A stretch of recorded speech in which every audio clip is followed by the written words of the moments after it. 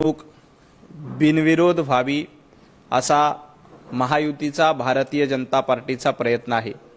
आपल्या सगळ्यांना कल्पना आहे की उपमुख्यमंत्री अजितदादा पवार यांच्या निधनानंतर बारामतीची पोटनिवडणूक होते आणि बारामतीमध्ये स्वतः सुनेत्राताई पवार या पोटनिवडणूक लढणार आहेत।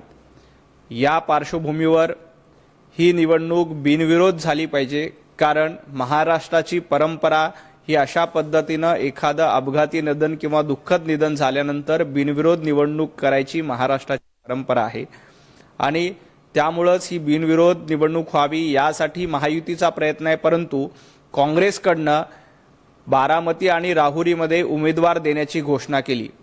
यावरून काँग्रेसमध्ये आणि महाविकास आघाडीमधले मतभेद पुन्हा एकदा चव्हाट्यावर आले, कारण संजय राऊत म्हणतात की आम्हाला याबद्दल माहित नाही, शिवसेनेचा प्रयत्न आहे, उबाटा गटाचा प्रयत्न आहे की ही निवडणूक बिनविरोध व्हावी आणि काँग्रेस मात्र उमेदवारी देण्याच्या तयारीत आहेत।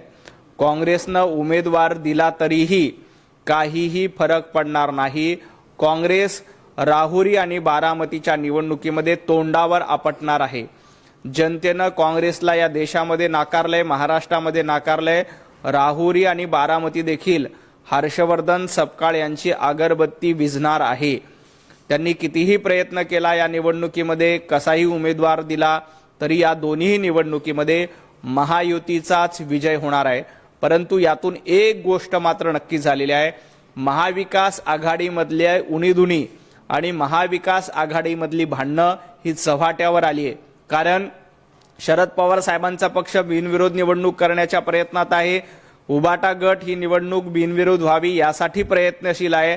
असं असताना काँग्रेसनं परस्पर महाविकास आघाडीला फाट्यावर मारत उबाटा गट आणि शरद पवार साहेबांचा पक्ष यांना बाजूला सारत आपली वेगळी चूल मांडण्याचा प्रयत्न केलाय।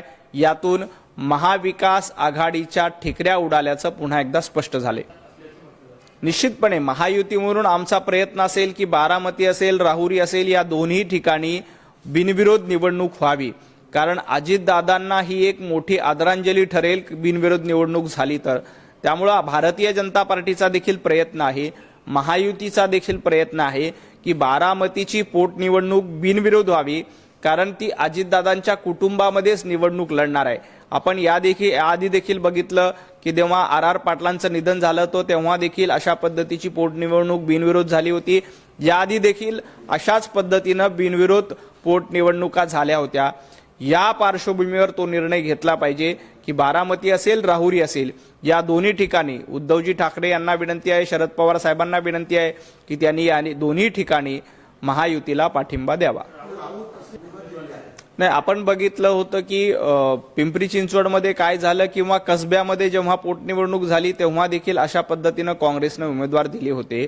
वेगवेगळ्या मागच्या परिस्थितीमध्ये काय झालं याच्यापेक्षाही अजितदादांचं निधन हे महाराष्ट्राला धक्का आहे। हे प्रकरण आपण मागच्या काही प्रकरणाशी तुलना न करता अजितदादांच्या निधनानंतर महाराष्ट्राला एक धक्का बसला आणि बारामतीमध्ये स्वतः सुनेत्राताई पवार निवडणूक लढणार आहेत।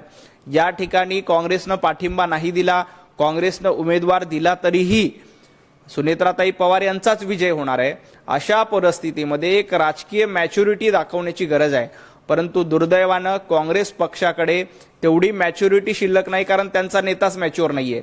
जसा नेता तसा पक्ष, त्यामुळे काँग्रेस पक्ष या ठिकाणी मॅच्युरिटी दाखवत नाही, कारण राहुल गांधी स्वतः इमॅच्युअर सारखं देशभरामध्ये वागतात।